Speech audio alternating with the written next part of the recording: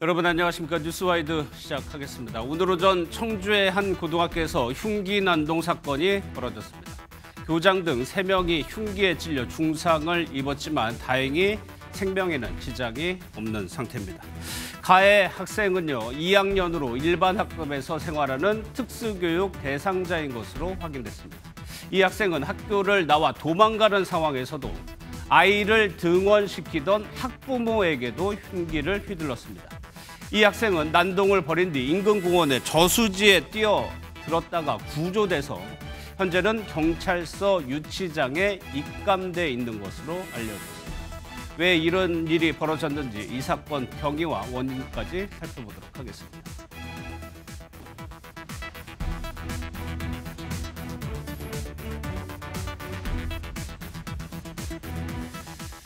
먼저 세 분과 함께 하도록 하겠습니다. 김유진 MBN 아나운서, 임주혜 변호사, 서정빈 변호사 나오셨습니다. 어서 오십시오. 예. 앞서 제가 말씀드린 그 사건부터 좀 살펴보겠습니다. 청주의 한 고등학교에서 남학생이 흉기를 휘두르는 사건이 있었죠. 김유진 아나운서, 이 학교를 다니던 학생이었습니다. 그렇습니다. 오늘 오전 8시 36분쯤에 있었던 일인데요. 등교하고 나서 얼마 지나지 않은 시점이었던 것 같습니다. 한 학생이 고등학교에서 흉기를 휘둘렀다, 이런 사건이 접수가 됐는데요. 해당 학생은 학교 1층 교무실 앞에서 교장 선생님과 이야기를 하다가 흉기를 꺼내서 범행을 저지른 것으로 전해집니다. 상담 선생님과 말리던 교직원까지 3명이 부상을 입어서 병원으로 옮겨졌다고 하는데요. 말씀해 주셨던 것처럼 생명에는 지장이 없는 상태라고 전해집니다. 다만 학생들 중에 다친 사람은 없었다고 하고요. 학교 측은 일단 수업을 정상적으로 진행을 한 것으로 전해지는데 한 언론 보도에 따르면 사고 직후 긴급 휴교도 고려를 했었지만 학생들을 밖으로 내보내면 안전상의 우려가 더 커질 것으로 예상돼서 교내에서 보호하고자 하는 목적으로 수업을 그대로 진행을 한 것으로 보입니다. 교장 선생님과 이야기하다 흉기를 꺼내 들었다. 여기 보시면 부상자 중에 행인도 있습니다. 왜 행인들이 다치게 됐는지 영상을 한번 들어보도록 하겠습니다. 학생이 갑자기 딱 오길래 그래서 멈춰가지고 애들 뒷좌석 이렇게 톡톡 치길래 그래서 애들 문을 안 열어주고 저만 이렇게 문을 열었더니 찌르고 차에 내려가지고 딱 봤더니 저 유치원 쪽으로 걸어가서 유치원 쪽에서 이제 그쪽에서 행패를 부리고 있는 거예요. 그래서 그쪽 가서는 이제 뭐 핸드폰하고 흉기를 바닥에다 버리고 가고 어떤 분은 그냥 구타당한 여자분도 있으셨어요. 저쪽에서. 그 상황을 들어보니까 저쪽 그러고선 이제 물에 그 학생이 빠진 것 같고. 그러니까 설명서 목격자들 얘기를 들어보면 학교 안에서 흉기를 휘두르고 도망을 쳤습니다. 근데 도망치는 와중에서 그때가 이제 등교 시간이다 보니까 등교시키던 학부모들도 지금 피해를 당한 거거든요. 네, 그렇습니다. 방금 이제 이야기를 들어봤을 때 아마 그 피해자분인 것 같습니다. 이제 피해자의 진술에 의하면 이 사건이 발생한 당시에 이제 그 자제 유치원생 2명을 또 등원시키는 과정이었다라고 합니다. 그래서 차에 이 아이들을 태우고 서행을 하고 있었던 중인데 이 가해 학생이 이제 학교에서 나와서 도망을 치는 과정에서 이 차량으로 다가와서 이 뒷문 유리창을 이제 두드렸다라고 합니다. 뒷문 유리창을. 그래서 이제 무슨 일인지 확인하기 위해서 이제 앞쪽에 있는 창문을 열었더니 이 가해 학생이 운전자를 잠시 응시를 하다가 곧바로 흉기로 얼굴에 상처를 내고 또다시 도주를 했다라고 합니다. 이렇게 일면식이 전혀 없는 행인에 대해서도 범행을 저질렀기 때문에 더욱 충격적인 그런 내용입니다. 그러니까 이 부분에서 좀 범행 동기에 좀 의문이 좀 드는데 학교에 불만이 있었다면 학교에서만 범행을 저질렀을 텐데 학교를 나와서 그냥 도망가는 와중에서도 사실 인면식이 거의 없는 사람들에게도 흉기를 휘두른 꼴이 됩니다. 근데 설명서 앞문이 아니라 뒷문을 두드렸다. 이거는 어떤 의도가 있을까요? 네, 저도 그 점이 상당히 좀 이상하긴 합니다. 우리가 보통은 뭐 운전을 하고 있는 혹은 서행하고 있는 차에 뭔가 일이 있을 때는 운전석을 두드린다거나 혹은 조수석을 두드려서 뭐 운전자를 확인을 하는데 지금 이 가해 학생 같은 경우에는 뒷자리 이제 창문을 두드렸다고 하고 거기에는 이제 유치원생들이 앉아 있는 상황이었습니다. 그렇다면은 뭐 물론 구체적인 의도는 아직까지 확인이 안 됐지만 혹시라도 이 차량 안에 누가 탑승하고 있는지를 확인을 하고 또 뒷좌석에는 상대적으로 범행에 무척 취약할 수밖에 없는 이런 어린 아이들이 타고 있다는 점을 확인을 한 상태에서 예. 1차적인 그런 범행의 목표를 이 아이들을 대상으로 한 것이 아닐까라는 추측도 가능하지 않나라고 생각이 됩니다. 예. 따라서 이 부분에 대해서 구체적인 그 이유에 대해서도 수사를 통해서 밝혀내야 되는 점이라고 생각이 듭니다. 예, 자칫 큰 사고로 더 번질 수도 있었을 것 같은데 저분의 얘기를 들어보면은 뒷부분에 다시 보니까 또 몸싸움을 벌이고 있더라는 증언도 있었어요. 그리고 난 다음에 이 학생은 도망을 갑니다. 그리고 나서 저수지에 뛰어든 거예요. 이 학생 스스로. 네, 해당 학교 인근에요. 호수공원이 있었습니다. 이 호수공원 안에 저수지가 있었는데 그러니까 흉기를 버리고 달아나는 와중에 이 해당 저수지에 또 몸을 던졌다 이런 이야기 전해지고 있습니다. 이 정확한 사건의 경위라던가 범행을 사전에 치밀하게 준비한 것인지 예. 이런 부분들 추가적으로 조사가 필요하겠지만 과연 왜 저수지까지 또 가서 몸을 던진 것인가 이 부분은 사실 범행 동기라던가 이후에 어디까지 범행을 계획했는지 이런 부분을 분석하는 데도 좀 중요한 정보가 될 수 있을 것 같거든요. 예. 추가적으로 좀 조사가 필요해 보이는 상황입니다. 일단은 범행을 저지르고 도망가는 것, 도주하는 것까지는 일반적으로 보더라도 물에 뛰어든 거는 좀 이례적이고 좀 다른 상황인 것 같기도 한데요. 그렇죠. 그러니까 도망가는 것은 어찌 보자면은 일반적인 반응이라고 예. 볼 수 있겠죠. 근데 이것은 지금 도망에서 나아가서 저수지에 몸을 뛰어들었다는 것은 뭔가 완전한 은폐를 시도하려던 것이 아닌가 이런 의지로서 보이는데요. 당연히 이것이 이성적으로 생각했을 때 저수지에 뛰어든다고 해서 모든 범행이 은폐되지는 않겠지만 뭐 관련된 증거라던가 아니면 흉기라던가 본인의 옷에 지금 묻어있던 그런 정보들 이런 부분들을 완전히 은폐하기 위해서 예. 이런 시도를 한 것은 아닌가 내지는 그런 깊은 생각까지 나아가기보다는 단순히 지금 현 상황을 모면하기 위해서 쫓기는 상황에 예. 좀 다급한 마음에 또 이런 선택을 한 것이 아닌가 현재로서는 어디까지나 추측만 가능한 상황입니다. 예, 바로 구조가 된 것 같습니다. 뭐 건강에 큰 이상이 없어서 지금은 경찰서 유치장에 입감이 돼서 조사를 받고 있다고 합니다. 이 소식이 사실 오늘 오전에 속보로 계속적으로 전해져서 이 근처, 특히나 이 학교에 아이를 보낸 학부모들은 상당히 놀랄 수밖에 없었어요. 맞습니다. 놀라는데 그친 것이 아니고 아이를 찾으려고 실제로 학교로 찾아오시는 학부모들도 예. 많았다고 하는데요. 사실 유치원이든 학교든 아이를 어디에 맡겨본 경험이 있는 분들이라면 어디서 이게 전화 오는 게 상당히 겁이 납니다. 맞아요. 무슨 일이 예. 있을까 봐요. 그런데 어찌 보면 가장 안전해야 할 공간인 학교 안에서 이런 일이 벌어졌다는 것에 학부모님들이 굉장히 충격을 받으셨다고 하고요. 또 학부모들 사이에서 이 가해 학생이 평소에 좀 조용조용하고 또 교우 관계가 원만했던 이 학생인 것으로 전해지면서 더 충격이 컸던 것 같습니다. 예, 특히나 학교에서는 이제 휴대전화를 잠시 분리해 놓고 있기 때문에 연락이 잘 안 되는 경우도 있다 보니까 학부모들이 상당히 많이 놀랐던 것 같습니다. 이러다 보니까 충북교육당국도 좀 브리핑을 하고 대책을 마련해야 하죠. 어떤 얘기를 하는지 한번 들어보겠습니다. 이런 일이 발생하게 돼서 정말 죄송합니다. 또 근본적인 대책을 강구하도록 하겠고요. 학생들하고 전혀 관련 없는 상담실 인근에 있었기 때문에 정상적 학생 일정 진행에는 문제가 없을 것 같다고 판단이 됩니다.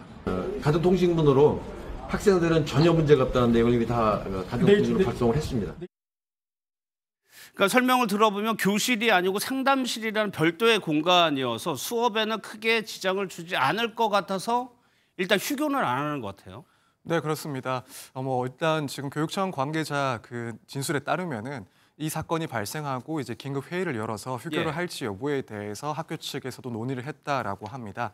다만 이제 이 사건 자체에 대해서 말씀하신 것처럼 이제 학생들에게는 직접적인 피해가 발생하지는 않았고 또한 지금 중요한 게 이 학교에서는 이번 주에 지금 중간고사 일정이 또 진행되고 지금은 있는 중간고사 기간이죠. 예. 그런 상황이다 보니까 이제 이 건으로 인해서 휴교를 했을 때 발생할 수 있는 그런 학생들의 피해라든가 혹은 학사 운영의 차질의 그런 문제점들까지도 고려를 한 것으로 보입니다. 그래서 예. 사실 과거 사례를 봤을 때는 뭐 얼마 전에 있었던 또 끔찍한 사건 중에 하나인 그 고 김하늘 양 사건 같은 경우에는 학교에서 사건이 발생하고 일주일 동안 휴교를 한 사실이 있는데 예. 지금 이 사건에 있어서는 학사 일정이라든가 혹은 학생들의 그런 상황들을 좀 고려해서 일단 휴교 없이 정상적인 학사 일정을 진행을 한다라고 알려졌습니다. 예. 그런데 부상당한 사람 중에 학생은 없지만은 사실 뭐 신체적인 위해 이런 것도 그렇지만 정신적인 충격도 조금 우려가 되긴 하거든요. 네, 그렇습니다. 아무리 학생들이 실질적인 피해는 없었다, 신체적인 피해는 없었다 하더라도 결국에는 이 시험 기간 동안 이로 인해서 발생할 수 있는 그런 정신적인 피해 등은 절대 무시를 못할 것 같습니다. 예. 우선은 학교 측의 그런 입장을 좀 고려를 해서 일정들은 그대로 진행을 한다라고 하지만 일단 시험이 끝난 이후에도 이 사건이 결국 발생한 곳은 학생들이 매일같이 생활하는 그런 공간이기 때문에 학생들에게 이제 혹시라도 추가적인 정신적인 피해나 혹은 고통이 있을지 여부에 대해서 좀 충실하게 살피고 또 그렇죠. 필요하다면 지원도 있어야 되지 않을까 생각이 예. 듭니다. 사실 또 의문점이 이 학생이 범행에 쓴 흉기인데 임 변호사님 지금 한 개가 아니라면서요, 이 흉기가요? 네, 이 가해 학생이 이 학교에 들고 왔었던 그 가방에요. 이 흉기 4개가 포함이 되어 4개요? 있습니다. 이 가방에 흉기를 넣고 등교를 했다는 건데 이 부분이 굉장히 중요합니다. 흉기를 가방에 넣고 등교한다는 것은 사전에 어떤 이 범행을 계획했다는 의미로도 충분히 읽힐 예. 수 있거든요. 우발적인 범행이라기보다는 사전에 어떤 준비된 범행이었다라는 중요한 증거가 될 수 있기 때문에 이 부분도 수사 과정에서 굉장히 심도 있게 다뤄질 수 있는 부분이고요. 그러니까 학교에서 흉기를 가져온 것이 아니라 적어도 학교 밖에서 이미 흉기를 가지고 등교를 했다면은 어떤 관계 때문에 뭐 어떤 이유 때문에 이런 부분을 사전에 계획하고 준비했는지 예. 이 부분도 좀 관심 있게 조사가 좀 필요한 상황입니다. 뿐만 아니라 언제부터 준비했는지 그렇죠. 사전에 이것을 어디까지 계획했는지 실질적으로 어떤 범행에 나아가려고 했는지 이런 부분들도 사실 이 흉기를 소지하고 있다는 것이 굉장히 중요한 단서가 될 수 있거든요. 예. 흉기가 이제 4점 정도 발견이 됐다고 현재까지는 전해지고 있는데 아마도 조사 과정에서 범행 동기와 함께 사전에 계획성 이런 부분들도 함께 심도 있게 조사가 이루어지리라고 봅니다. 예, 경찰이 이 부분을 지금 조사를 하고 있겠죠. 일단은 흉기를 4개나 들고 학교에 등교를 했다는 점에서는 일단 글쎄요, 설명서는 일단 학교에 뭔가가 불만이 있다로 좀 추정을 해볼 수 있을 것 같아요. 네, 그렇습니다. 일단 범행 자체를 이제 계획을 했다라는 점을 이렇게 흉기를 준비했다라는 점에서 충분히 추단을 해볼 수가 있고 예. 이 피해자들을 봤을 때 결국 해당 학생은 학교 선생님들에 대해서 앙심을 갖고 있었던 것이다라고 일단 추정을 해볼 수 있을 것 같습니다. 다만 이제 한편으로는 이렇게 학교에서 이런 범죄가 발생한 점에 대해서 학교 측에서는 이것을 사전에 예방할 수 있는 방법은 없었을까 그런 이야기들도 예. 나올 수가 있을 것 같습니다. 다만 이제 현실적으로 상당히 어려움이 있지 않았을까. 그렇죠. 예. 물론 이제 외부에서 이런 외부인이 침입을 해서 특정한 범죄를 저지른 사건이라고 한다면 여기에 대해서 학교 측은 미리 이제 외부인 출입 등을 통제를 하면서 어느 정도 걸러지죠, 외부인은. 이런 범행 등을 예방할 수 있는 조치를 미리 할 수가 있을 텐데 지금 이 사건 같은 경우에는 결국에는 이 학교를 다니고 있는 학생이 저지른 그런 강력 범죄이다 보니까 설사 이제 상담 등을 통해서 이 학생에 대한 심리 상태 등을 일부라도 미리 확인을 하고 위험성을 조금이라도 감지했을 수 있긴 한데 예. 그렇다고 해서 학교를 다니는 학생이 이렇게 흉기를 준비해서 이런 강력 범죄를 저지를 것이라고까지는 절대 생각하기가 많이 힘들었을 것 같습니다. 이런 예. 점에서 이런 범행을 예방하는데 상당히 좀 어려움이 있지 않았을까 개인적으로는 그런 생각이 들고 예, 있습니다. 교육 당국도 말씀하신 대로 조금 어려움이 있을 것 같은데 일단은 경찰이 지금 조사를 하고 있기 때문에 조사가 어느 정도 마무리가 돼야 뭐 이후의 조치라든가 이런 걸 취할 수 있을 것 같아요. 네, 그렇습니다. 일단 필요한 임시 조치는 당연히 취해질 거고 아무래도 이 학생 같은 경우에는 워낙 이 사건 자체가 좀 심각한 범행에 해당하기 때문에 구속 여부까지도 고민을 해볼 수가 있을 것 그래요? 같습니다. 네, 일단 지금 이 학생 같은 경우에 향후의 그런 조사 이후의 그런 절차들을 생각을 해보면 우선은 이제 미성년자에 해당을 하기 때문에 소녀법상 이제 소년에 해당을 하고 그렇다면은 이제 소년 보호 사건으로 진행될 가능성도 없지는 않습니다. 예. 이런 소년 보호 사건 같은 경우에는 일반적인 그런 성인이 재판을 받는 경우와는 무척 다릅니다. 그래서 결과적으로 형사 처벌이 아니라 이 소년의 그런 계도를 위해서 필요한 보호 처분을 하게 되는 그런 절차인데 이 가능성을 아예 배제하기는 힘들지만 그렇다고 하더라도 결국에는 수사 방향에 따라서는 그 결과에 따라서는 일반 성인과 마찬가지로 형사 재판을 받을 가능성도 상당히 높지 않나라고 생각이 듭니다. 무엇보다도 이렇게 흉기를 들고 다수를 향해서 휘두른 그런 최소한 특수 상해에 해당하는 중한 범죄에 해당하기 때문에 예. 이 부분을 조금 고려를 한다면 일반 성인과 마찬가지로 처벌까지도 가능한 그런 형사 재판으로 진행될 가능성이 조금이라도 더 높아 보입니다. 알겠습니다.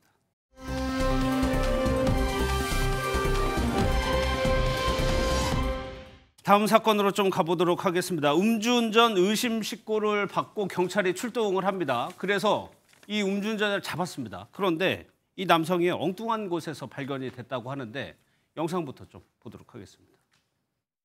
환자 나와요. 확인 중에 있습니다. 나와요. CCTV 확인. 나와요.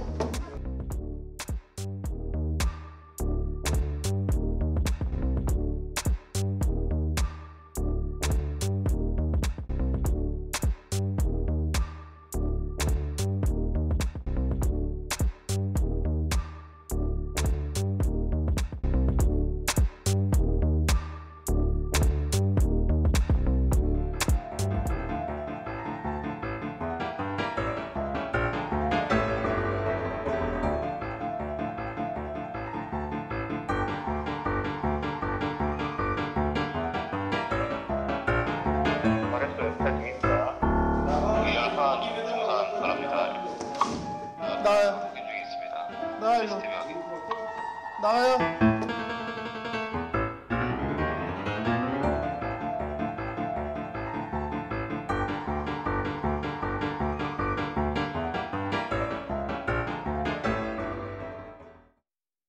김유진 아나운서, 지금 경찰에 잡으려고 하고 도망갔어요. 근데 네. 결국에 잡힌 데가 쓰레기통이죠. 맞습니다. 영상 보시면 차단기 들이받고요. 예. 허둥지둥 아슬아슬하게 주차하고요. 도망가다가 휴대전화 떨어뜨리고 결국 숨어서 들어간 곳이 지하 주차장 안에 있는 설비실이었는데요. 예. 여기서도 더 갈 데가 없으니까 결국은 그 안에 있던 쓰레기통을 열고 스스로 몸을 숨깁니다. 예. 뭘 그렇게 잘못했길래 이렇게까지 했을까 싶었는데 음주운전자였고요. 예. 쓰레기통이 스스로 들어갈 정도로 경찰 추적을 피하고 싶었지만 결국은 피하지 못하고 제 손으로 예. 뚜껑을 열고 올라와야 하는 상황이 됐습니다. 임 변호사님, 뭐 지금 저 당시에 술을 워낙 많이 마셨기 때문에 정상적인 판단은 뭐 힘들 수도 있겠지만 저기 쓰레기통에 숨으면은 경찰이 못 찾을 거라고 생각을 했을까요?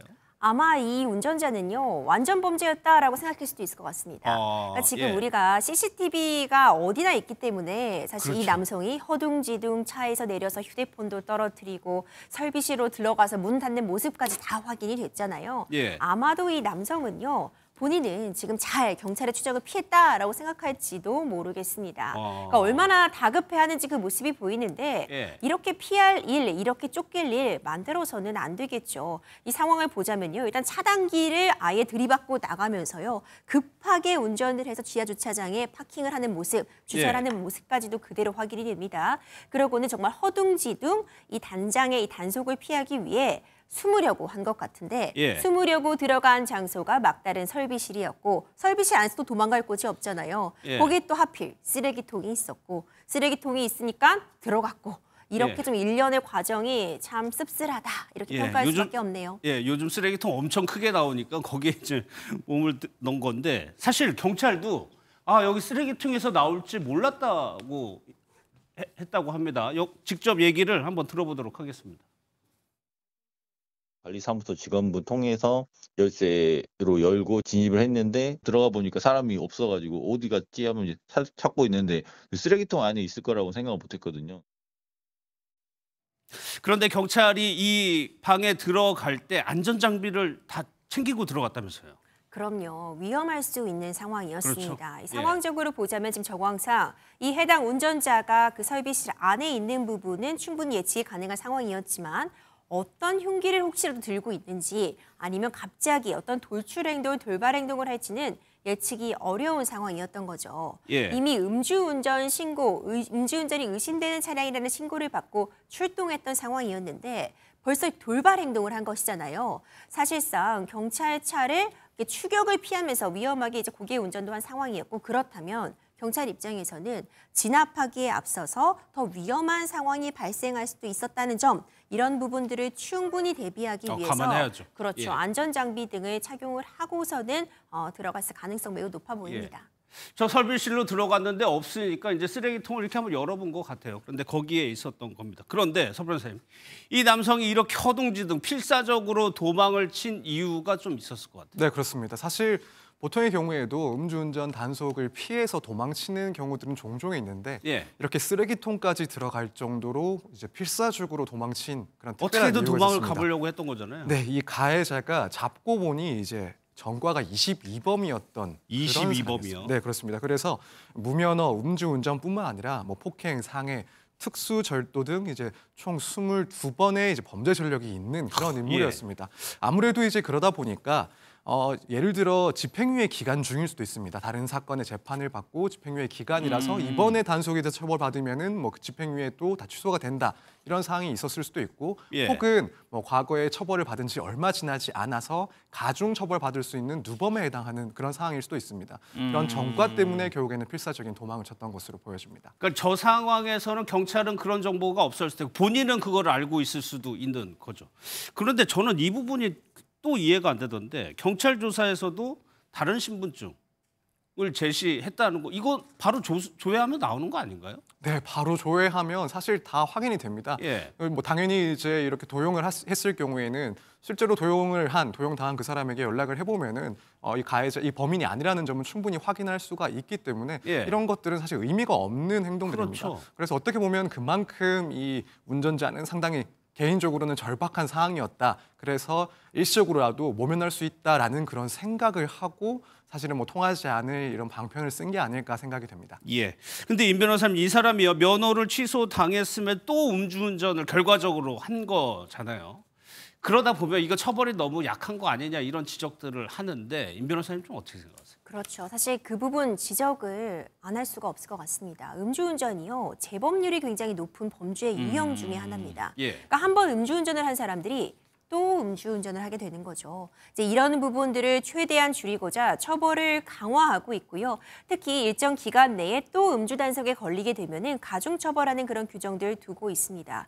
그럼에도 불구하고 계속해서 반복되는 건 너무 솜방망이 처벌이 아니냐 이런 지적 피할 수 없을 것 같은데 특히 음주운전으로 인해서 어떤 인명피해, 그러니까 상해나 사망 사고가 발생하게 된다면 사실상 굉장히 높은 징역형이 내려지기도 하지만요.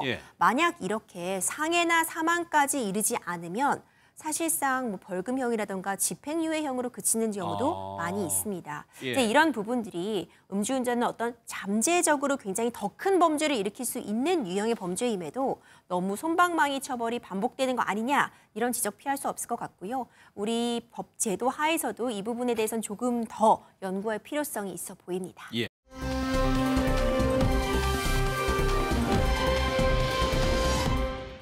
근래에 들어서는 거의 사라진 장면이 노출이 됐는데 버스 안에서 한 여성이 담배를 피우는 장면이 포착이 됐다고 합니다. 영상을 좀 먼저 보고 이야기 좀 시작하겠습니다. 네, 또 담배 피우는 지금. 지금 시대가 어느 시대인데 왜냐고 그러세요?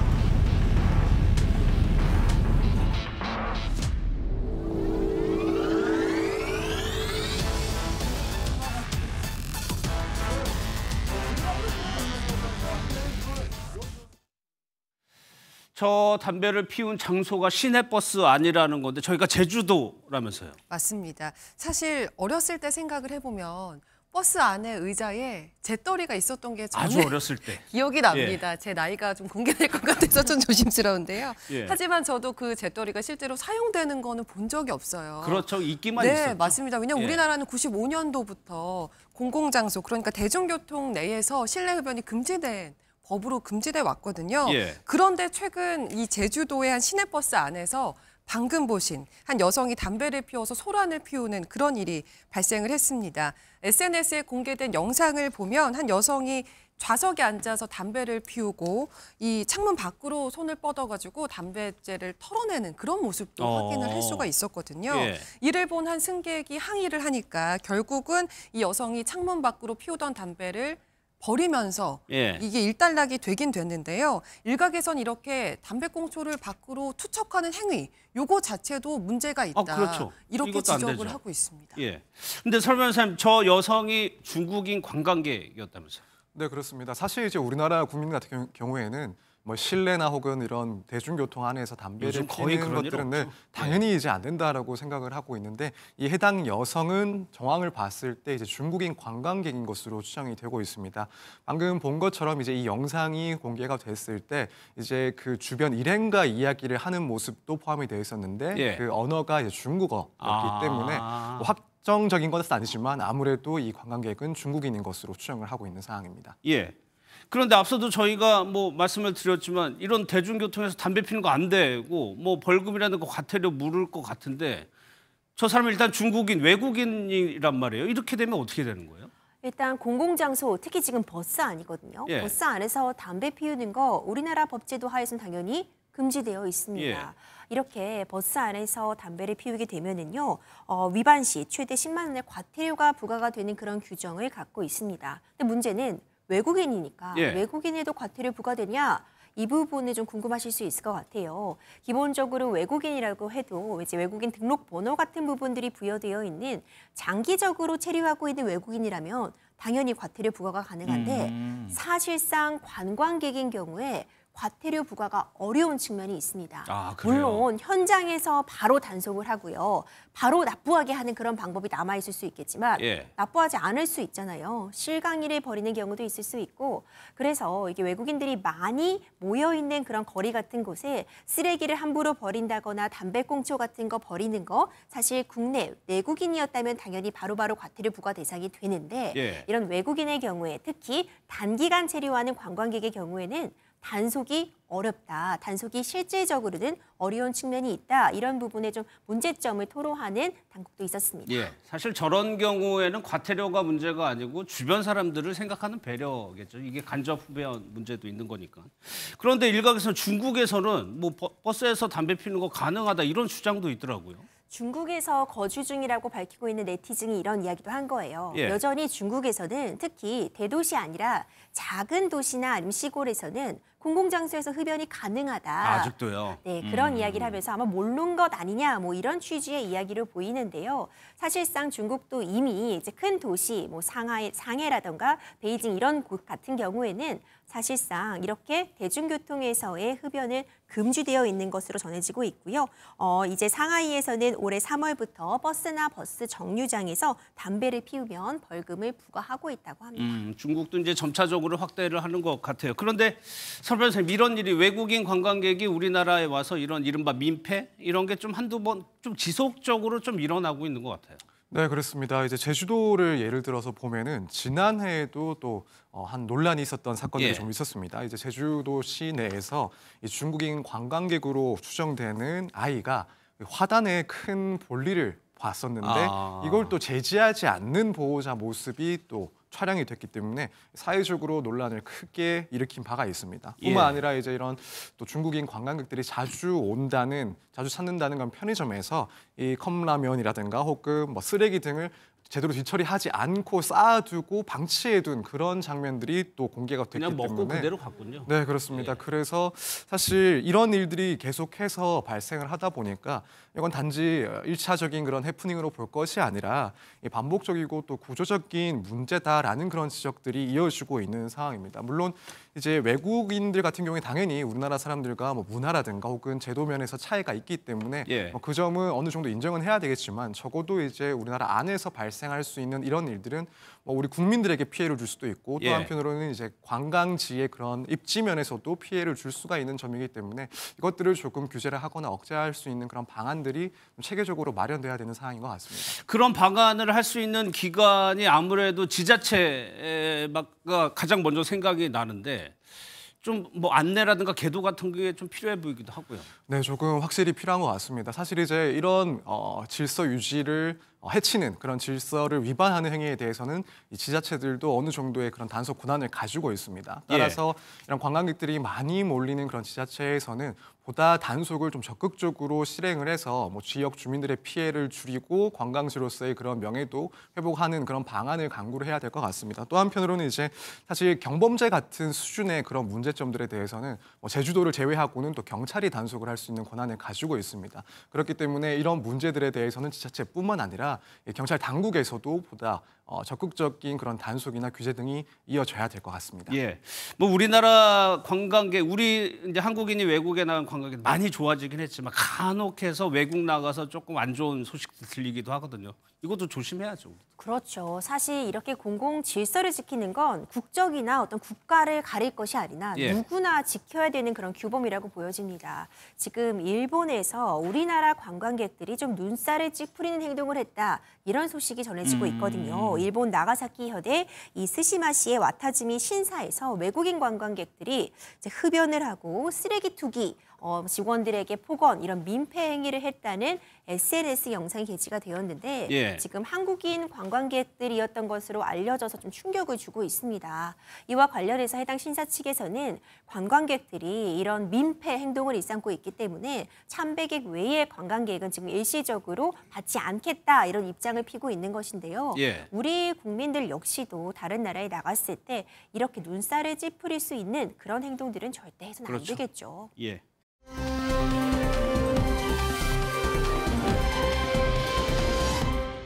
노태우 전 대통령 일가의 이른바 300억 비자금 의혹에 대해서 검찰이 이제 수사를 시작한 것 같습니다. 계좌를 추적하겠다는 건데 이 300억 비자금은 당시 최태원 회장과 노소영 관장 이혼 소송 과정에서 불거진 내용이기도 하죠.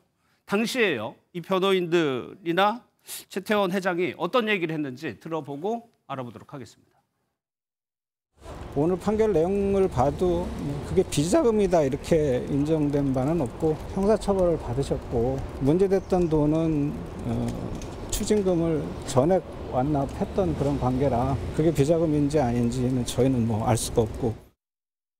저희 SK의 성장이 불법적인 비자금을 통해서 이루어졌다. 또 제6공화국의 후광으로 저희 SK의 역사가 전부 부정당하고 그 후광으로 저희가 사업을 키웠다라는 판결의 내용이 존재하고 있습니다. 이는 사실이 아닙니다. 당시에 천문학적인 재산 분해 금액과 동시에 이후에 또 논란이 된 것이 이 비자금 논란인데 일단은 검찰이 계좌 추적에 들어간 것 같아요. 맞습니다. 지금 검찰이 노 전 대통령 일가의 금융계좌 자료를 확보해서 관련 자금 흐름을 살펴보고 있는 것으로 알려지고 있습니다. 예. 그런데 이게 굉장히 오래전 일이기 때문에요. 그렇죠. 계좌의 자금 흐름을 분석하는 것 자체도 까다롭지만 무엇보다 관련법의 공소시효가 끝나지 않았는지 이 부분도 굉장히 확인해 볼 부분이라고 합니다. 예, 저희가 뒷부분에서 그 부분까지 한번 볼 텐데 일단은 이 내용은 뭐 세계 이혼이라고 불리기도 했고 워낙 금액이 커서 화제가 됐지만 최태원 회장과 노소영 관장이 이혼 소송 항소심 과정에서 등장을 했다는 말이에요. 네, 그렇습니다. 사실 이제 이 이야기가 나오기 전에도 최태원 회장 그리고 노소영 관장의 이혼 자체는 세간에 무척 큰 관심을 받았었습니다. 왜냐하면 이런 이혼 사건에서 이혼 재판에서 가장 사람들이 관심을 갖게 되는 부분은 뭐 이혼 여부도 물론이지만 나아가서는 과연 이 재산 분할을 어떻게 할까? 누가 얼마만큼의 재산을 나누어서 가져갈까? 이것들을 많이 관심을 갖기 때문에 그게 최대 관심이었죠. 네, 예. 그래서 이제 이 사건 자체는 무척 관심을 받고 있었습니다.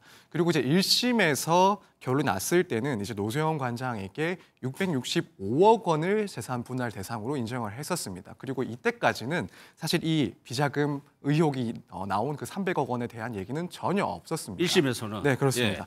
그런데 이제 문제는 2심에서 예. 이런 주장이 나왔다라는 겁니다. 결국에는 노소영 관장 입장에서는 이 최태원 회장이 가지고 있는 SK 주식에 대해서도 이 재산 분할을 받기를 원했었는데 예. 1심에서는 그 주식은 이 혼인형성과는 전혀 상관이 없는 개별적으로 이제 최태원 회장이 만들어낸 그런 재산이기 때문에 아예 분할 대상 자체를 인정하지 않은 사항이었습니다. 그러니까 2심에 와서 이 30년 된 메모 하나를 증거로 제출을 합니다. 예. 그리고 그 메모 내용은 결국 노태우 전 대통령의 부인 김옥숙 여사가 써놓고 보관을 해왔다라는 메모인데 저 메모입니다. 네, 그렇습니다. 그 메모에는 성경 300억 원이라는 문구가 적혀 있었습니다. 이제 성경이라고 하면 결국 SK의 전신인 회사인데 여기에 이제 노태우 전 대통령 측에서 300억 원을 전달했다라는 그런 취지의 메모가 2심에서 제출이 된 거죠. 그러니까 이제 이 부분은 비자금 300억 원을 지급한 것이다라는 의혹을 받게 됐는데 일단 결국 이 메모가 의미하는 바 그리고 이것을 주장한 이유는 이렇게 노태우 전 대통령 측에서 이 성경 측에 비자금 300억 원을 전달했기 때문에 예. 그 돈으로 SK라는 그룹이 성장할 수가 있었다. 따라서 이 지금 노소영 관장에게 주식에 대해서도 SK 예. 주식에 대해서도 분할을 받을 만한 그런 기여가 인정이 된다라는 주장이었던 그렇죠. 겁니다. 그리고 네. 2심에서는 이 300억 원에 대해서 인정을 하고 기여를 인정을 하면서 결국 2심에서 이제 1조가 넘는, 그러니까 1심 판결보다 20배 가까이가 되는 예. 그런 거액의 재산 분할 금액을 인정을 했던 그런 상황입니다. 예. 이 메모, 이 노란색의 메모, 이 김옥숙 여사가 작성했다는 1999년 2월에 작성했다는 메모입니다. 여기 보면은 성경이라고 해가지고 300억이라고 적혀 있습니다.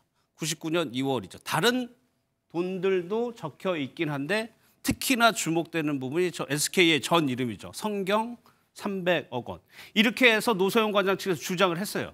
그럼 여기에 대해서 최 회장 측은 뭐라고 반론을 제기했습니까? 사실 최태원 회장 측에서는요, 해당 메모가 등장하리라고 예측하지 못했을 것 같습니다. 예. 이 메모의 내용이 결국 이 노소영 관장 측에서 비자금을 마련했고 그 비자금을 그러니까 본인, 그러니까 구 SK라고 볼 수 있죠. 성경에게 전달했다라는 어찌 보자면 노소영 관장 집안 전체를 보자면 굉장히 불리할 수 있는 내용이기 때문이죠. 예. 하지만 이와 관련해서 어찌 보자면은 이 재산 분할에 있어서 승기를 잡기 위해 히든 카드로 제시한 것으로 보이고요. 최태원 회장도 이 메모의 존재에 대해서 반박을 했습니다.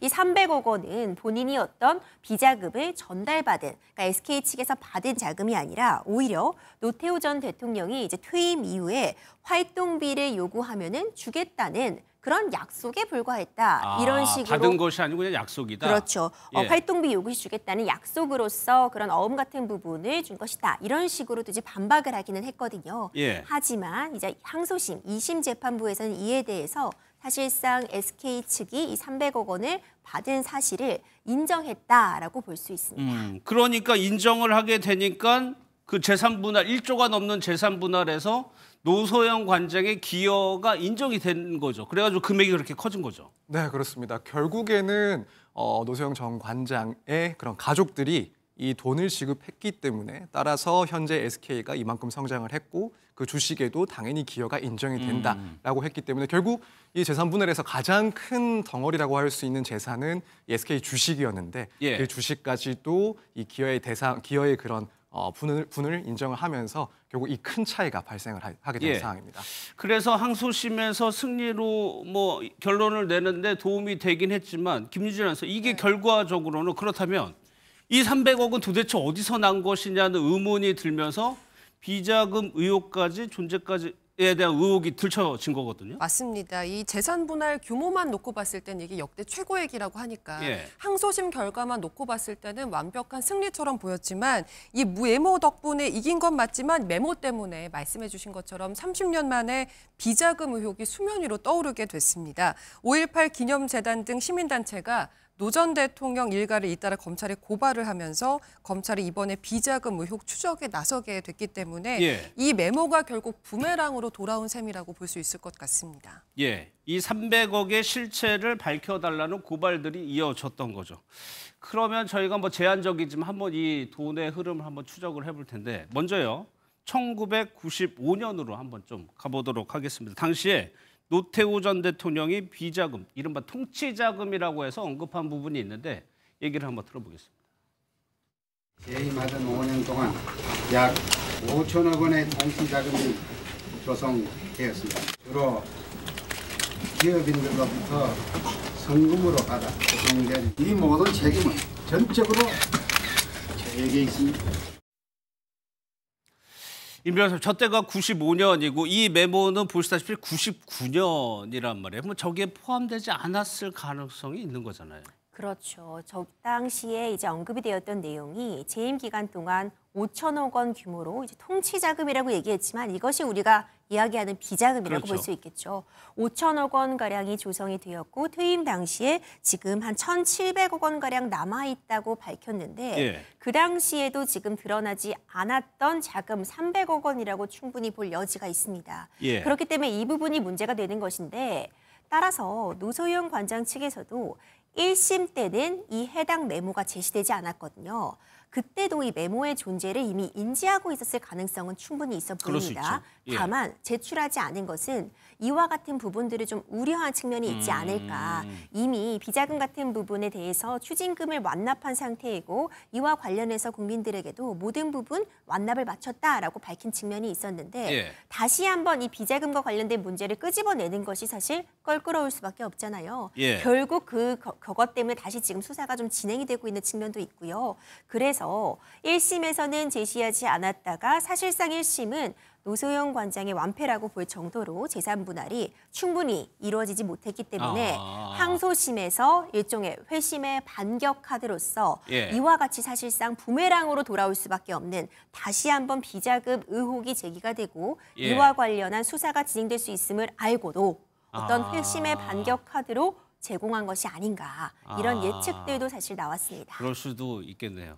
당시에 5천억이니까 지금으로면 얼마나 큰 돈이겠습니까? 더 있을 수도 있다는 거고 또 하나가 서 변호사님 이게 추징금 완납했다라는 보도 때문에 이게 다 끝난 일이다라는 인식이 조금 있었거든요. 그렇죠. 국민들 입장에서는 당연히 이제 추징금이 다 완납이 됐다라고 믿을 수밖에 예. 없었습니다. 이제 97년 대법원 선고에서도 추징금 선고를 2,628억을 했었고 그중에 2,379억이 귀속이 됐었습니다. 그리고 2013년에는 남아있는 230원도 완납했다라고 보도가 됐기 때문에 국민들 입장에서는 이제 비자금 관련된 문제는 추징으로 끝이 났구나라고 생각을 할 수밖에 없었는데 막상 이 이혼 재판이 진행이 되면서 이 300억 원에 대해서는 양가 측에서 또 대외적으로 비밀로 하기로 했다라는 그런 내용들까지 드러나면서 예. 결국에는 이 비자금으로 의심되는 이 300억 원에 대해서는 실제 추징이 되지 않았다라는 점이 드러났기 때문에 예. 국민들 입장에서는 이 부분 숨기고 있었다는 사실에 대해서 무척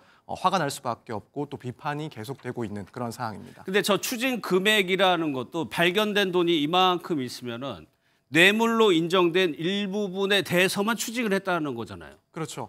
그래서 사실 이제 이 부분에 300억 원에 대해서는 조사 자체가 안 됐을 가능성이 충분히 높다라고 보여집니다. 그리고 사실 이건 말고도 그렇다면은 또 다른 비자금이 있었는데 그런 비자금에 대해서도 충분한 수사가 되지 못했던 것 아니냐. 예. 따라서 추징을 더 해야 되는 그런 숨겨둔 금액들이 더 있는 것 아니냐. 이런 의혹들까지도 충분히 제기가 될 수 있는 상황이죠. 예.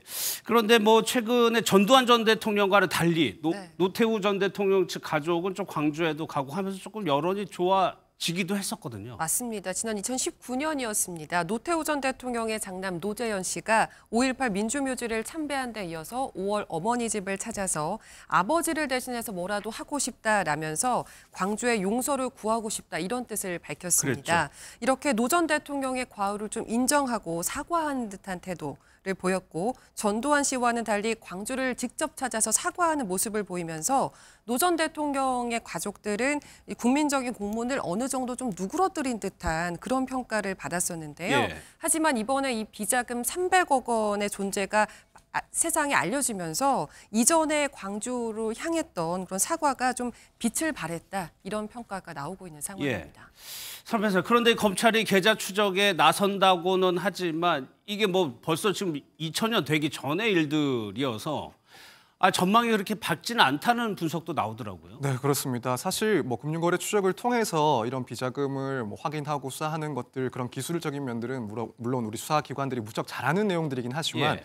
이게 벌써 30년이나 더 지난 일이기 때문에 실질적으로 이런 조사가 진행되는데 상당히 난점이 있을 거라고 예상이 됩니다. 일단 금융거래를 추적하는 것 자체가 이 경과한 시간을 봤을 때 무척 힘들 걸로 보이고 예. 또 이 비자금을 어떻게 조성했는지 이걸 찾아보는 방식도 상당히 힘들 걸로 보입니다. 관계자들에 대해서 조사를 하기에도 이미 30년이나 지난 이상 예. 관계자들이 물론 사망한 사람도 있을 거고 고인이 된 분도 있을 그렇죠? 테고요. 살아있다 하더라도 실제로 조사하기까지는 상당히 어려움이 있을 수 있고 또 예. 한편으로는 이 당사자라고 볼 수 있는 노태우 전 대통령도 사실은 사망한 상태이기 때문에 예. 이런 관계자들의 진술을 확보하는 것도 상당히 어려운 것으로 보입니다. 그렇다면은 결국 이 은밀하게 진행되는 비자금 조성에 대해서 이걸 조사할 수 있는 그래서 확보할 수 있는 증거들이 상당히 소실됐다라고 보여지는 상황이기 때문에 예. 검찰 수사가 쉽지는 않을 거다 이렇게 생각을 하고 있습니다. 그러니까 조사에 넘어야 할 난관이 많습니다. 이게 30여 년이나 흘러서 자료가 일단은 없거나 상당히 많을 수가 있고요. 93년도에 아시다시피 금융실명제가 시행이 됐습니다. 그 전에는 시행이 안 됐었기 때문에 그 전에 자금은 또 어떻게 할 것이냐. 또 하나 마지막으로 임 변호사님, 공소시효. 이 문제는 어떻게 되는 겁니까? 공소시효가 만료되었을 가능성도 매우 높다고 점쳐지고 예. 있습니다. 이제 범죄 수익 은닉 같은 경우에 공소시효 7년 규정되어 있고요. 조세 포탈 같은 부분이 인정된다고 해도 최대 15년, 그러니까 30년이나 지난 일이기 때문에 이런 부분들 기간적으로 훌쩍 넘었다는 평가가 가능해 보입니다.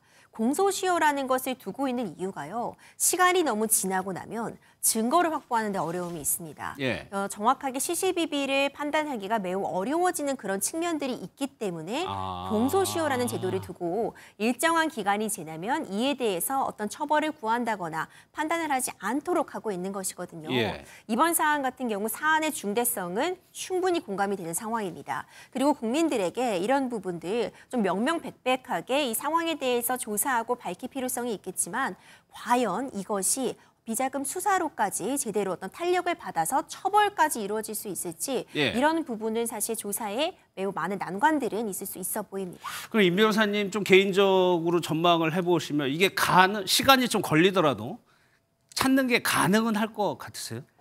매우 어려울 것 같습니다. 물론 이 금액이 상당하기 때문에요. 예. 이 정도의 금액이라고 한다면 흔적은 분명히 남아 있을 겁니다. 그러니까 어느 곳에라도 특히 해당 시점을 고려할 때 30년 전에 300억은 지금도 굉장히 큰 돈인데 예. 그 당시에 300억은 정말 큰 돈이거든요. 이런 부분들을 감안하면 수사기관이 최선을 다해서 수사를 하고 조사를 한다면은 어느 정도 흔적은 참을 수 있겠지만 당연히 또 노소연 관장 측에서는 수사가 진행된다면 이 부분에 대해서 어떤 반박을 해올 거 아니에요. 예. 그렇다면 과연 수사기관에서 어느 정도로 혐의점을 입증할 수 있을지 예. 이제 이 부분들은 좀 의문으로 남습니다. 그러니까 만약에 찾았다 하더라도 그거를 환수까지 추징까지 하려면 또 그 돈이 뇌물이라든가 이런 돈이라는 성격이 입증이 돼야 또 추징을 할 수 있는 거잖아요. 그렇죠. 이 해당 금원의 성격을 이제 증여로 보아서 그렇다면 증여세를 부과할 수 있을 것인가? 증여. 내지는 최태원 회장 측에다가 대여한 것으로 볼 수 있을 것인가? 아니면 아예 이런 부분, 이 약속 어음의 존재, 이 메모 자체를 부정할 것인가에 따라서 또 경우의 수가 달라질 수 있습니다. 그리고 이것이 또 예. 이혼 소송에서 누구에게 유리할지도 달라질 수 있어요. 예. 하지만 일단 기본적으로 이혼 소송에서는 지금 비자금 자체가 유죄냐 무죄냐를 다퉜던 쟁점이 아니라요. 단지 노소연 관장과 최태원 회장 측의 어느 쪽에 이 재산 형성에 있어서 기여도를 인정할 것인가, 이 재산 분할의 대상을 어디까지로 볼 것이냐를 판단함에 있어서 해당 메모의 유효성이 해당 메모의 존재를 인정한 것에 불과하거든요. 예. 이것이 진짜 이 메모의 진위 여부, 비자금을 처벌할지 말지, 환수할지 말지를 본다면 이 해당 메모의 존재만으로 바로 비자금의 존재가 인정된다. 또 이렇게 보기는 어려울 수 있습니다. 그렇죠. 이제 이런 부분들이 가만히 된다면 실제로 처벌이나 환수까지는 매우 험난한 과정이 있을 것이라 봅니다. 그러면 선생님 실제 지금 이 소송이 상고심 중이잖아요. 그러면 이게 재산분할 금액이나 이런 거에도 성격에 따라서 돈의 성격에 따라서 영향을 미칠 수 있는 겁니까? 사실 돈의 성격보다도 먼저 이 300억이 실제로 전달이 됐느냐, 전달 그렇지 여부. 않느냐, 네, 그게 일단 가장 예. 중요하다라고 보여집니다. 만약 이 사실 그러니까 300억 원이 실제로 전달됐다라는 점을 인정을 하게 되면 결국에는 이제 이 최태원 회장이 가지고 있는 보유하고 있는 SK 주식에 대해서도 노소연 관장 측의 기여가 그대로 인정될 가능성이 무척 높고 그렇다면 2심과 큰 차이가 없이 결론이 날 가능성이 높아 보입니다. 그런데 예. 만약 이렇게 전달된 사실이 없다라고 판단을 하게 된다면 2심은 결국에 파기되는 그런 수순을 밟게 되지 않을까. 그래서 결국에는 다시 한번 이 재산 분할 대상의 액수가 확 줄어들게 되는 그런 결론이 나올 수 있을 것 같습니다. 그래서 일단 예. 첫 번째는 결국 이러한 사실이 전달된 사실이 있느냐 없느냐가 중요한 것이고 사실 이제 그러면 전달이 됐다 하더라도 그 금원의 성격이 비자금이냐 아니냐 이 부분에 대해서는 법적으로 봤을 때는 결국 이 불법적인 금원이라 하더라도 재산의 형성에 기여를 한 사실이 있다라고 한다면 재산 분할 자체는 인정될 가능성이 높다라고 보여지긴 합니다. 예. 다만 이제 한편으로는 이 부분 그러니까 이 300억 원의 법적 성격과 관련해서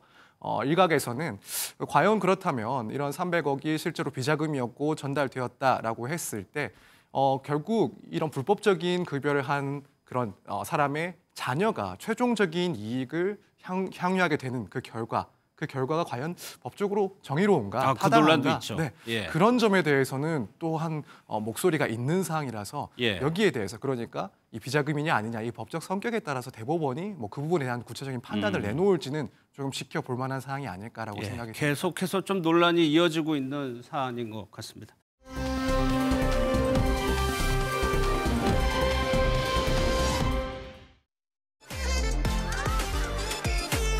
요것밖에 안 보이잖아요. 그러면 이쪽은 부글부글 끓고 있어야 되는 거야 지금. 아 이런 좋은 축제도 있구나 하고 반대로 그전에 틀에서 벗어나지 못하는 축제에 또 따끔한 일침을 갈 수. 강원도 이제 어떤 식자재가 나지? 그거로 캠핑 왔을 때 뭘 해 먹을 수 있을까? 이런 느낌이라고 보시면 돼요. 황태, 풋고추, 오미자 여기도 오미자 나오나? 오해하시면 안 되는 게 저희가 음식을 준비한다고 제 음식이 다 아니에요. 저희가 도와드려서 현지 분들이 만들 수 있고 결국은 현지화가 되게 도와드리는 거죠. 김유진 아나운서, 저 때가 그 사과 주스를 농약 살포기에 담아서 좀 논란이 됐던 그때인 것 같은데 이번에는 왜 또 그러는 거예요? 고액의 홍보비 때문이었습니다. 홍보비요? 지난해 강원도 인제군에서요. 백종원 대표 유튜브 채널에 지역축제 홍보 영상물을 2회 올리는 조건으로 5억 5천만 원을 지급했다고 하는데요.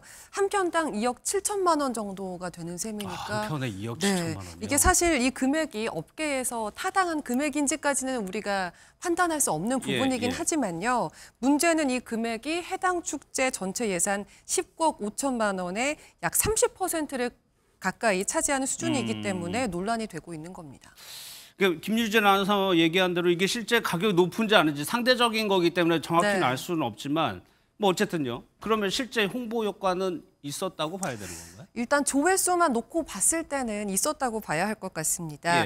지난해 6월 9일과 7월 8일 두 차례에 걸쳐서 13분 안팎의 영상 2편이 올라왔는데요. 각각 이 조회수를 보면 25일 기준으로 봤을 때 86만 회 그리고 57만 회를 기록했기 때문에 굉장히 많은 사람이 본 건 확실합니다. 또 영상이 게재됐던 시점을 보면 백종원 씨의 이런 행보가 지역 축제 살리기 이런 식으로 해서 굉장히 호평을 받을 때였거든요. 그렇기 때문에 홍보 효과가 있었다고 봐야 할 것 같습니다.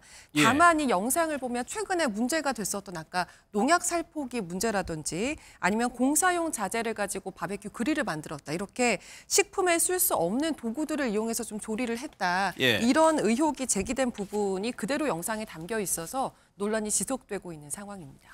그런데 이제 이 비난의 조금 화살이 인제군한테도 좀 향할 수밖에 없는 것이 이게 상당히 큰 금액을 지급을 한 게 이게 지자체란 말이니까 그러니까 지자체는 결국 예산, 세금으로 한 거 아니냐 뭐 이런 비판을 또 하는 것 같아요. 네, 맞습니다. 인제군에서는 이 같은 논란에 대해서 백종원 씨는 홍보 영상만 단순히 올려준 것이 아니고 축제 전반에 관여했고 또 멘토링 비용도 여기에 포함이 된 것이다. 이렇게 해명을 했습니다. 멘토링 비용이요? 네, 그럼에도 불구하고 앞서서 말했던 위생 문제가 계속 불거지는 상황이었는데요. 이 위생 문제와 관련해서는 바베큐 그릴 같은 경우에는 안전에 문제가 없다. 이런 조사 결과가 나왔다고 밝히기도 했습니다. 그럼에도 불구하고 논란이 지속이 되니까 결국 인제군은 올해 축제는 백 대표와 함께하지 않기로 했다. 이렇게 밝히기도 했습니다. 근데 임 변호사님, 이 지자체와 관련된 논란이 인제만 있는 건 또 아니라고 그러더라고요. 네, 전북 군산도 지금 논란이 되고 있습니다. 네, 군산에 이 더본코리아 측에서 이 더본코리아와 군산시가 협업을 해서요. 외식산업개발원을 짓는 중입니다.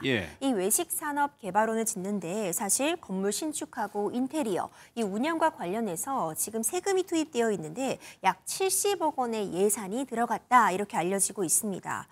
이를 통해서 사실 이 백종원 대표의 더본코리아와 함께 협업을 하면서 새로운 메뉴도 개발을 하고 이제 관광객들도 유치를 하면서 도시 재생을 이끌겠다라는 포부를 갖고 있었는데 실질적으로 보면은 이 해당 건물, 이 외식산업개발원이 더본코리아만을 위한 그런 건물로서 기능을 하고 있다 이런 지적이 나오고 있는 겁니다. 실제로 더본코리아의 그런 요청에 따라서 건물의 설계들이 변경된 그런 사정들이 확인이 되었고요. 그리고 이 외식산업개발원 안에서 사용하고 있는 집기들에 이 더본코리아의 그런 각인이 새겨 넣기도 했다고 합니다. 그러니까 완공이 되고 나면은 연간 3천만 원의 사용료만 지불하면 사실상 더본코리아가 이제 본인이 원하는 대로 사용할 수 있는 그런 계약서를 체결한 것 아니냐. 과도한 혜택을 세금을 통해서 주고 있는 것이 아니냐라는 비판이 지금 나오고 있습니다. 앞서 그 사과 주스를 농약 살포기에 담았다. 이건 지역 축제이긴 한데 홍성의 지역 축제였다고 합니다. 사무장님, 이 경우에는 이게 MOU 수준의 얘기인지는 모르겠는데 MOU 같은 경우는 법적 구속력이 없으니까 그거를 반드시 지켜야 되는 건 아니잖아요. 네, 만약에 그런 양해 협정 정도다, 그래서 MOU 정도의 수준이다라고 한다면 뭐 어떠한 법적 구속력도 없기 때문에 일방에서 그런 의무를 이행하지 않는다 하더라도 법적인 제재를 가할 수가 없습니다. 물론 이 건 같은 경우에 보면은 뭐 구체적인 계약은 체결이 되지 않았을까라고 보여지는데 아마 추측하기로는 사실상 협약 수준의 그런 내용이 아닐까, 협업 수준의 내용이 아닐까 싶습니다. 뭐 메뉴 개발, 컨설팅, 교육 프로그램 운영 이런 정도이기 때문에 만약 그런 내용의 계약이라고 한다면 사실 뭐 일방적으로 이 더본코리아 측에서 철수를 했을 때 거기에 대한 위약금이라든가 혹은 손해배상과 관련된 규정은 담지 않았을 가능성이 무척 높지 않나. 그렇다면은 뭐 설사 이 이용 기간을 계약서에 명시를 해놨다 하더라도 일방적으로 철수를 했을 때 남은 기간만큼의 사용료만 내면 되는 것이고 뭐 별도의 손해배상 책임을 질 가능성은 무척 낮아 보이기 때문에 이런 점에 있어서도 지나친 혜택을 준 것 아닌가라는 그런 비판도 가능할 것 같습니다.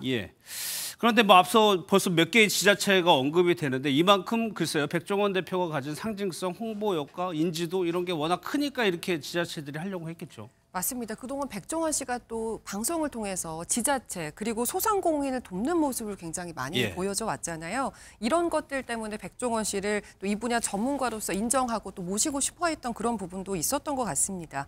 다만 최근 연이어서 불거진 여러 사태 때문인지 여론이 많이 악화된 상황인데요.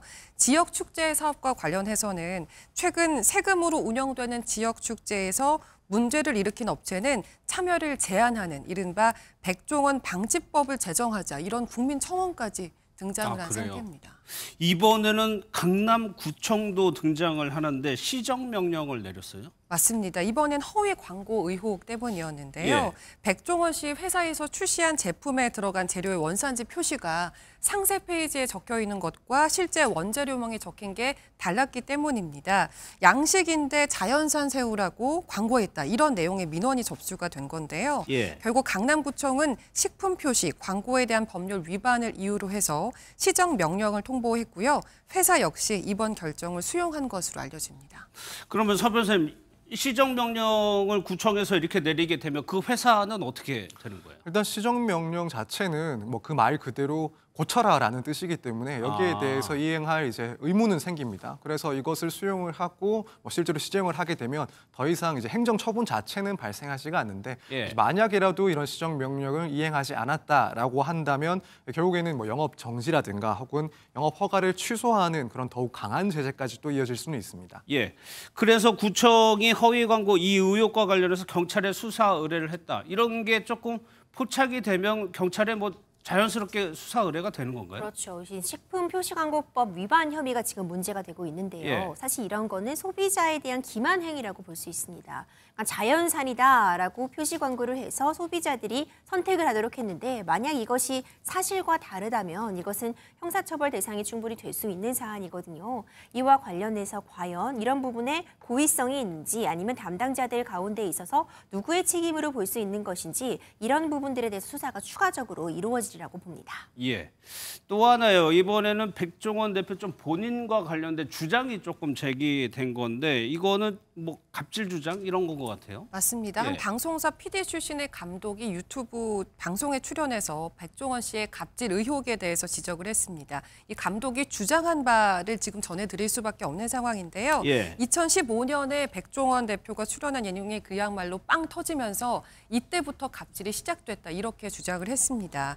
예를 들어서 본인이 지명한 제작진을 넣으라고 하고 원하지 않는 사람은 빼라고 하고 이렇게 그런 것들을 요구했다 이런 내용인데요. 다만 이 같은 의혹이 불거지자 일각에서는 이건 사실이 아니다. 제작진을 잘 챙긴다. 이런 반박 주장이 나오기도 했습니다. 근데 임주혜 선생님 아까 앞서 거는 뭐 영상도 있고 뭐 녹취도 뭐 있는 것 같고 그런데 이거는 단순히 주장이어서 백종원 씨 측 입장에서 이거 법적으로 좀 문제를 제기할 수도 있는 사안인가요? 문제를 제기한다고 한다면 이제 명예훼손 같은 부분들을 이제 제기는 해볼 수 있을 것 같은데요. 그러니까 공연이 어떤 명예를 훼손할 그런 의도를 가지고 허위의 사실 혹은 이제 사실이라고 할지라도 이것을 이제 공공연하게 적시함으로써 개인의 명예를 실추시켰다 이런 부분들이 인정이 된다면 물론 처벌의 대상이 되는 것은 맞습니다. 다만 공개한 상대방 측에서는 이것이 공공의 이익이라던가 국민들의 알 권리에 부합하는 측면이 있었기 때문에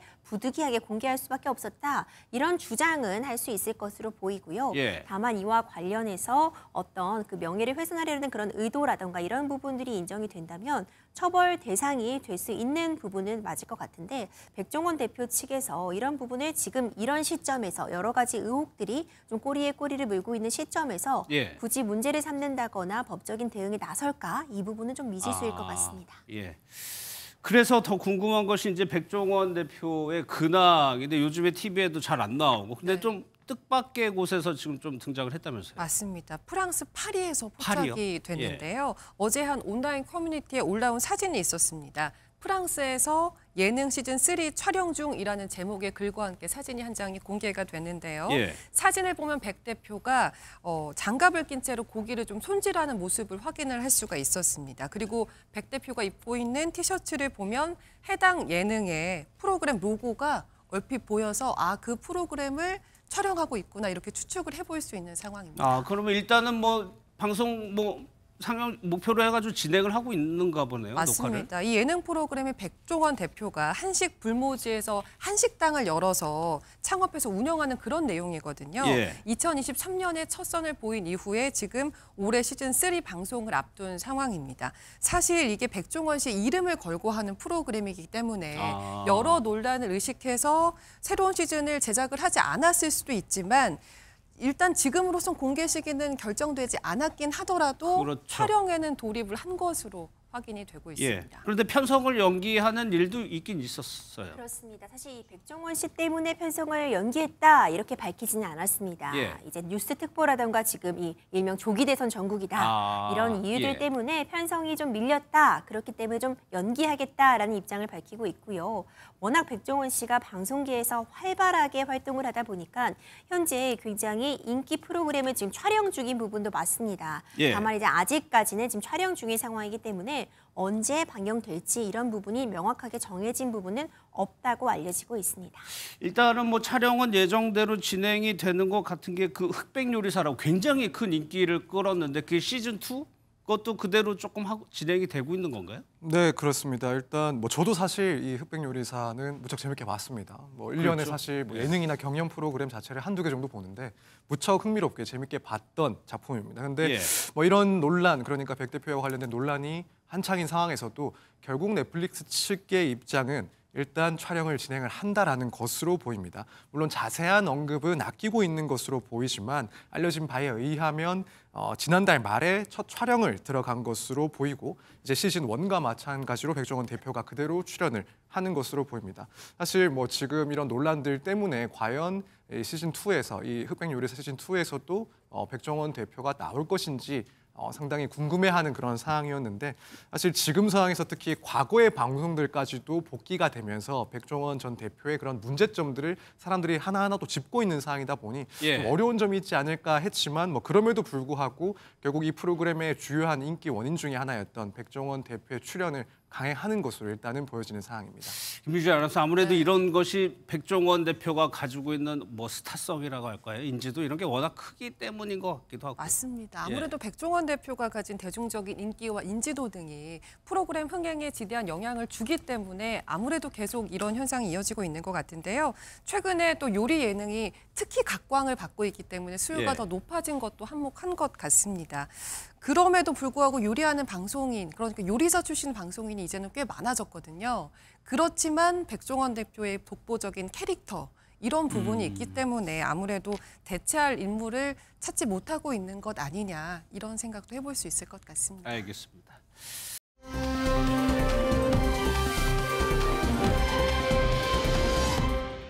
네, 두 분 나오셨습니다. 장해찬 전 국민의힘 청년 최고위원, 이동학 전 더불어민주당 최고위원 나오셨습니다. 어서 오십시오. 예. 안녕하세요. 먼저 한덕수 대행 얘기부터 해야 될 것 같은데 이거는 장해찬 최고께서 잘 아실 것 같기도 하고요. 지금 보면요. 손영태 실장 사직서 제출하고 나머지 2명의 실장도 사퇴를 검토 중이다.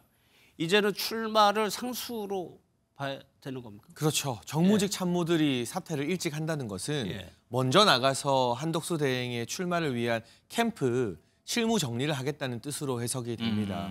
사실 한덕수 대행이 출마와 관련된 본인의 의지나 선택을 핵심 측근들에게 알려주지 않았다면 총리 비서실장이나 공보실장 같은 요직의 인사들이 굳이 먼저 나오는 게 말이 안 되지 않습니까? 그렇죠. 한덕수 대행과 끝까지 정치권에서는 순장조라는 표현을 쓰는데 임기를 채우면 되는 것이거든요.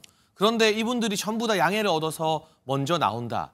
그리고 사표를 쓸 때 언론의 주목을 받게 될 것을 모르지 않을 겁니다. 그럼요. 그럼 이게 기사가 다 나가는 게 사실상 한덕수 대행의 출마 기정사실로 해석이 될 텐데 그런 부분을 감안하고서라도 먼저 내보내는 것은 캠프 실무 준비를 할 때 신분이 공무원이면 이게 정치와 관련된 여러 법안에 위배될 소지가 있기 때문에 자유로운 신분으로 민간인 신분으로 해야 그럼요. 되는군요. 네, 민간인 신분으로 공직이 아닌 신분으로 캠프 실무를 하라는 한덕수 대행과의 교감이 있었을 가능성이 99%다 이렇게 보여지고 있고 한 대행 입장에서도 본인이 사퇴를 하고 출마를 할 때까지 컨벤션 효과를 극대화시키려면 점점점 기대감이 고조돼야 됩니다.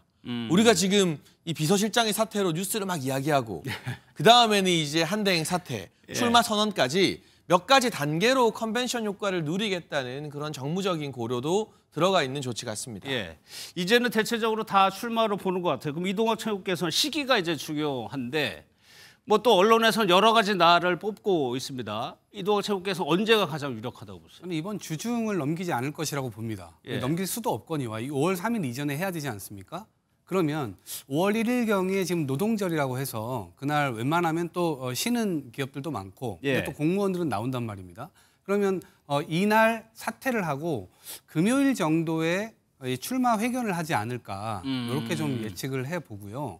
그런데 이걸 지켜보는 입장에서는 과연 왜 나오는 것일까? 지금 이런 정도의 상황 판단을 안 되는 것인가? 이런 생각이 들 수밖에 없는 게 국민들이 사실 끌어내도 제발 나와라. 이렇게 사정을 해도 될까 말까 한 판에 왜 이렇게 국무총리까지 하고 또 이번에 오는 대통령 선거를 관리 책임을 또 맡아야 되는 사람이 그것을 뒤로 던지고 왜 나오지? 여러 가지 이제 생각이 좀 들 수밖에 없는데 기본적으로는 헌법을 제대로 수호하지 못했던 점. 그러니까 헌법재판관에 대해서 당연히 임명해야 됨에도 불구하고 임명도 안 했고요. 그다음에 국회에서 통과된 상설특검 법안 같은 거. 이거는 즉시 바로 후보자 추천을 의뢰해야 되거든요. 근데 이것도 여전히 안 하고 있는 점. 대법관도 임명, 그것도 도저히 이해할 수가 없죠. 법적으로 다시 뒤로 밀어둘 이유가 전혀 없었거든요. 그런 점에서 보면 내란과 관련된 것들을 다 포함해서 결국 임기 후에 수사 대상이 되어야 될 분이고 오늘도 이제 경찰에서 지금 이제 수사 헌법재판관 임명 안 한 것에 대해서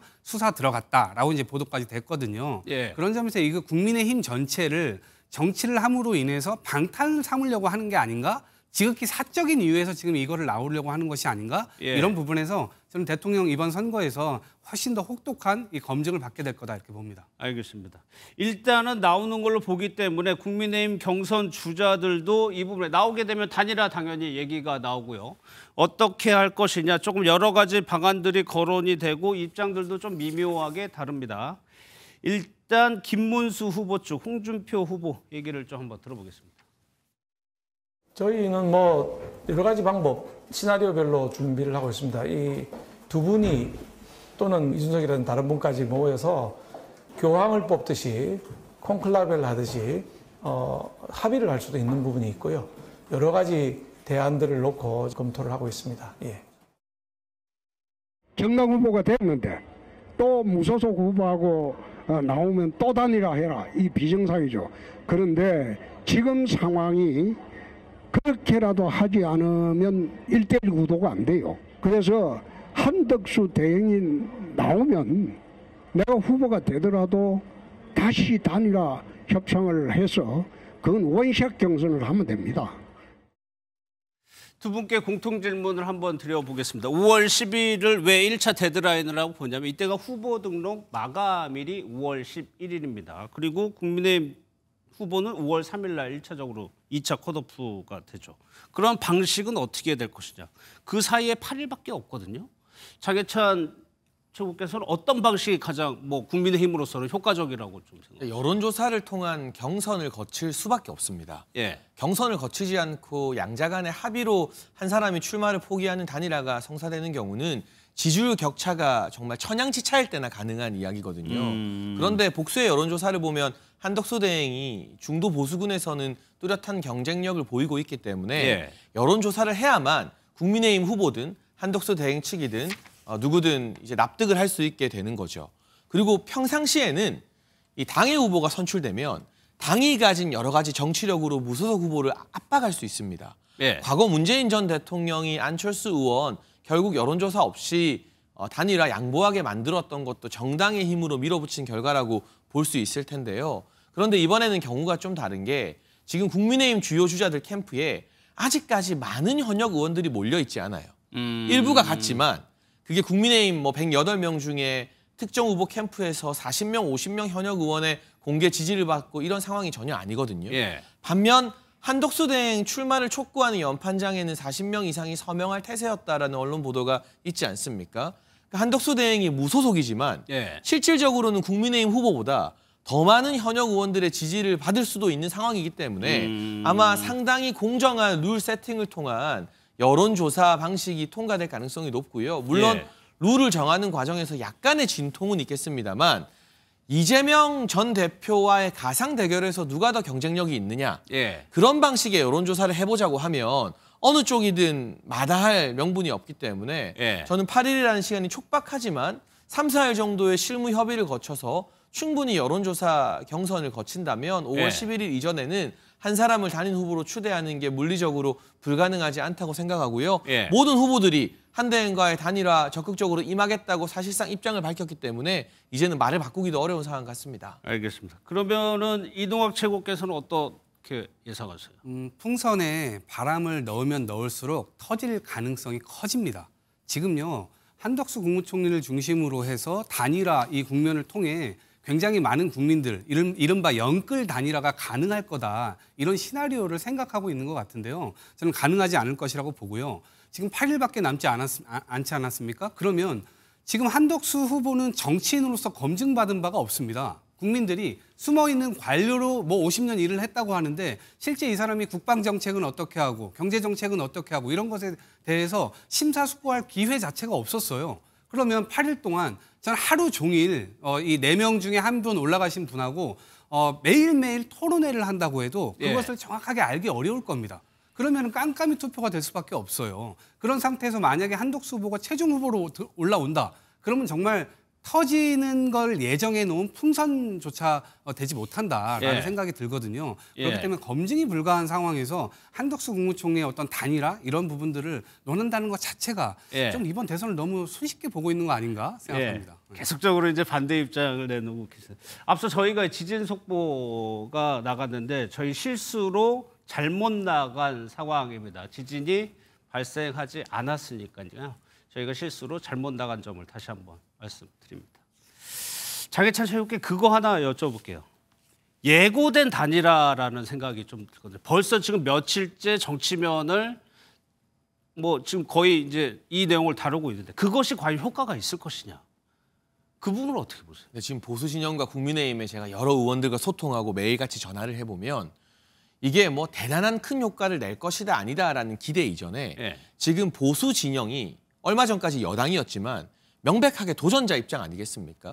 이재명 전 대표나 민주당에 비하면 그렇기 때문에 정말 뭐라도 해야 된다라는 절박한 각오가 이 한덕수 대행과의 원샷 단일화 대망론의 배경으로 깔려 있다고 말씀을 드려야겠습니다. 만약 국민의힘 4강에서 어느 한 후보가 선출되겠지만 그 정도 이벤트만으로는 이재명 전 대표와 일전을 겨룰 정도의 지지층 결집이 이루어지겠는가? 기대감이 고조되겠는가? 이게 정치권에서 워낙 많이 다뤄진 뉴스이기 때문에 한덕수 대행의 출마와 단일화가 그렇게 뭐 기적적인 드라마틱한 효과를 만들어내지는 못한다 하더라도 거기서 한 대행이 이기든 아니면 국민의힘의 선출 후보가 이기든 누구 한 사람은 더 상대를 발판 삼아 레벨업할 수 있다. 그리고 조금이라도 더 언론의 관심을 보수 진영의 단일화로 끌어와야 상대적으로 일찍부터 대선 준비를 시작한 이재명 전 대표에게 관심이 집중되는 것을 막을 수 있는 것 아니냐라는 그런 심리적 배경이 있는 것 같고요. 예. 앞서 이동학 전 최고께서 한덕수 대행 정치적으로는 검증되지 않았다라고 했는데 오히려 정치인 출신이 아니기 때문에 관료이기 때문에 윤석열 정부의 총리직을 오래 수행했어도 한덕수 대행을 보고 언론에서 친윤이다 이런 분류는 안 하잖아요. 정치를 하지 않은 것이 지금 국면에서는 훨씬 더 강점이 될 수 있다는 점도 국민의힘과 보수 진영에서 한덕수 대행의 출마 이후의 단일화를 긍정적으로 바라보는 요인이 아닐까 싶습니다. 알겠습니다. 이동학 최고께는 그거 여쭤볼게요. 한덕수 대행의 출마론이 얘기가 나오면서 요즘 어제 오늘 계속적으로 같이 따라 나오는 이름이 정대철 헌정회장의 이름입니다. 민주계 인사였고요. 최근 들어서는 개헌 관련해서 이재명 대표에게 좀 비판적인 말도 했던 분이에요. 이렇게 연합을 한다. 또 이낙연 전 총리까지 뭐 사실상 출마 선언하면서 그 빅텐트에 들어가는 거 아니냐. 이 부분은 좀 어떻게 보고 계세요? 그러니까 계엄 옹호 세력으로 그동안 민주당에 몸담았던 분들이 그쪽으로 그냥 간다. 전 그런 가능성 거의 없다라고 보고 있습니다. 그리고 어쨌든 한덕수 국무총리가 엮이든 뭐든 지금 내란 혐의를 받고 있는 주요 정당의 또 1호 당원이 대통령이고요. 예. 그런 상황에서 같이 힘을 합친다? 이게 지금 반 이재명 하자고 초가삼간 민주주의 다 불태워버리는 결과를 초래하는 거거든요. 그렇기 때문에 그런 가능성 없다고 보고요. 오히려 저는 한덕수 국무총리께 묻고 싶어요. 그동안 관세 협상이나 이런 것들에 관련해서 민주당이 면담하자라고 계속 얘기했죠. 이건 국익과 관련된 것이기 때문에 집권 여당이 아니어도 거대 야당과 함께 뭔가 보조를 맞추는 것 필요하다 이랬는데 이 부분을 그대로 그냥 다 무시해버리고 지금 갑자기 헌정 회장을 만난다는 것은 지극히 국익적인 면은 내팽개치고 사익적인 면을 추구하는 방향의 모습이다 이것은. 예. 그렇기 때문에 이 자체가 저는 국민들로부터 크게 호응받을 일은 아니라고 보고요. 예. 만약에 그런 면담이 이루어진다 하더라도 민주당으로서는 크게 손해날 일은 아니다. 오히려 계엄 옹호 세력으로 뭔가 하나의 집단화되는 그 측면에서 이 책임을 덮어쓰게 되는 결과를 초래하게 되는 것이다. 구도가 명확해진다. 더. 그렇습니다. 네. 장해찬 최고께 지금 후보, 그러니까 2차 경선이 시작되면서 뭐 홍준표 후보도 그렇고 한동훈 후보도 그렇고 단일화에 대해서 약간 좀 입장이 바뀌고 있어요. 그런데 내심 좀 불만이 있는 것 같기도 하고요. 그러면 누가 후보가 되느냐에 따라서 이게 단일화가 영향을 받는 거하고 또 이 단일화가 후보들, 당원들이나 여론조사에서 후보들을 선출하는 데도 같이 영향을 주고 있다고 보세요? 그럼요. 일단 보수 후보군 다자구도로 지지율을 쭉 나열했을 때 제가 구체적 수치는 언급하지 않겠습니다만 한덕수 대행의 이름이 자꾸 거론이 되잖아요. 예. 그리고 어느 정도 지금 4강에 올라와 있는 후보들에게 뒤지지 않는, 못지 않는 그런 여론조사 지지율이 나옵니다. 결국 정치적 위상이라는 것은 국민들이 지지해주는 것으로 드러나는 것이기 때문에 한덕수라는 존재가 보수 진영의 대선 준비에서 상수가 됐다는 것은 이제 부정할 수 없는 현실로 받아들여야 하고요. 애시당초 김문수 후보 같은 경우는 한덕수 대행과의 단일화에 조금 적극적이었어요. 그렇죠. 이건 아마 이 당 밖에 있는 한덕수 대행을 지지하는 분들을 본인에게 끌어오기 위한 일종의 선도 전략이었던 것 같습니다.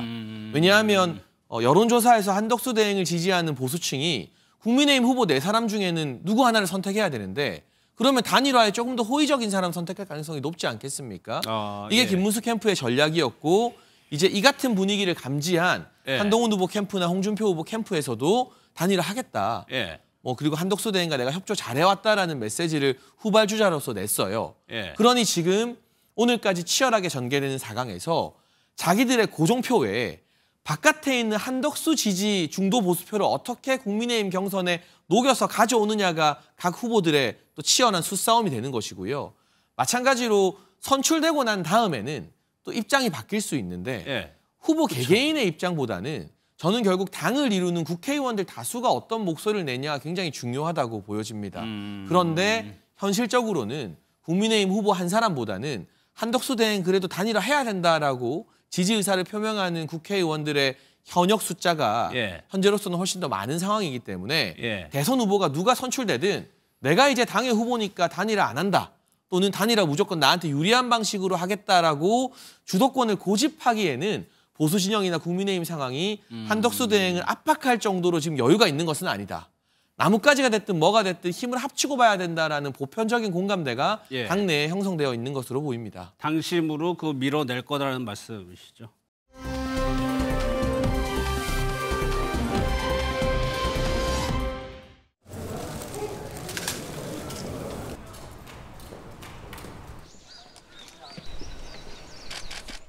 저도 한때 그랬습니다만 이미 돌아가신 분들을 놓고 현실적 정쟁에 빠졌던 때가 있었던 것 같습니다.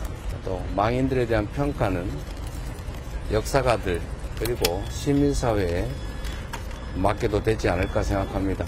오른쪽 길로 갈지 왼쪽 길로 갈지는 일단 뒤로 가는 세력들의 그런 시도들을 막는 게 우선이다 이렇게 생각합니다. 이동학 최고께 여쭤볼게요. 과거 이승만 전 대통령, 박정희 전 대통령 모욕 참배하는 거 두고 민주당 내에서 과거에 논란 많았던 거 아시죠? 이번에는 달랐단 말이에요. 이거 어떻게 해석해야 됩니까? 아마 윤석열 정부가 운영되는 모습을 보면서 그러니까 1년 차에 홍범도 상을 이전한다 만다.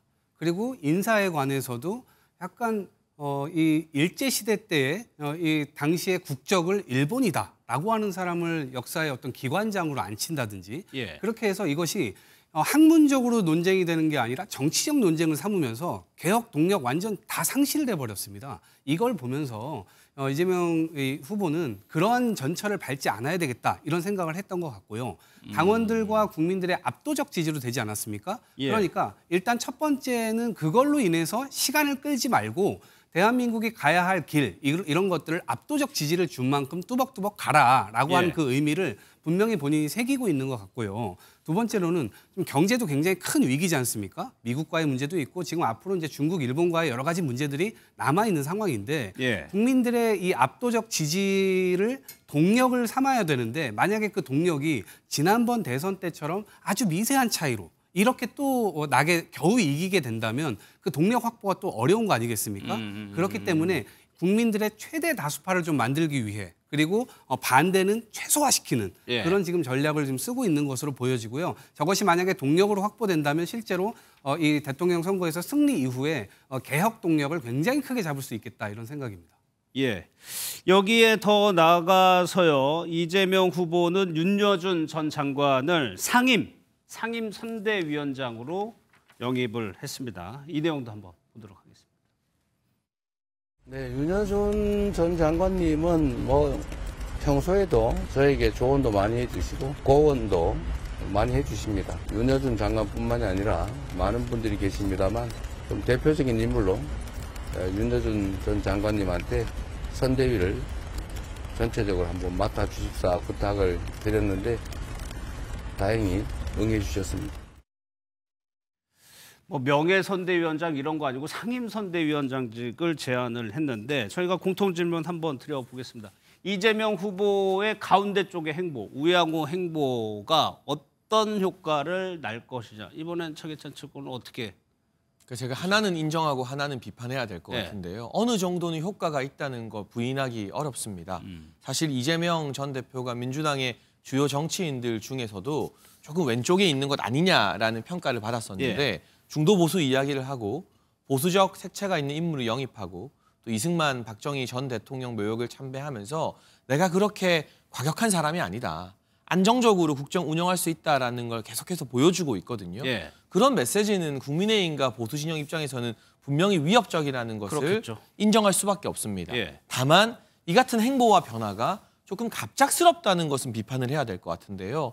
이게 이재명 전 대표가 꾸준히 정치를 하면서 조금씩 온건하거나 중도 보수 지향적인 메시지를 내왔던 것이 아니라 윤석열 전 대통령 탄핵 이후 갑작스럽게 이 노선이 급격히 우회전을 트는 듯한 기분이 들기 때문에 지켜보는 국민들 입장에서 정말 이재명 전 대표가 사상적으로나 이념적으로 중간에 실용주의를 추구하는 것인지 아니면 대선 승리, 어쩌면 본인의 마지막 선거일지도 모르는 그 이번 조기 대선을 위해서 뭔가 중도 보수인 척, 안정감이 있는 척을 하는 것인지 그 진정성에 대해서는 이 같은 튀는 행보에서 또 물음표를 드러낼 국민들도 적지 않을 것 같아서 보수 진영 입장에서 위협적이라는 것을 인정하면서도 과연 꾸준하게 이게 말이 아니라 정말 진정한 변화라는 것을 그 민주당 안에서의 어떤 행보나 다른 의원들의 뒷받침되는 메시지로 증명할 수 있느냐가 또 하나의 관건이고 숙제일 것 같습니다. 이동학 최고께는 이 질문 플러스에서 방금 장해찬 최고가 얘기한 부분까지 또 어떻게 들으셨는지. 우선 이번 대선이 윤석열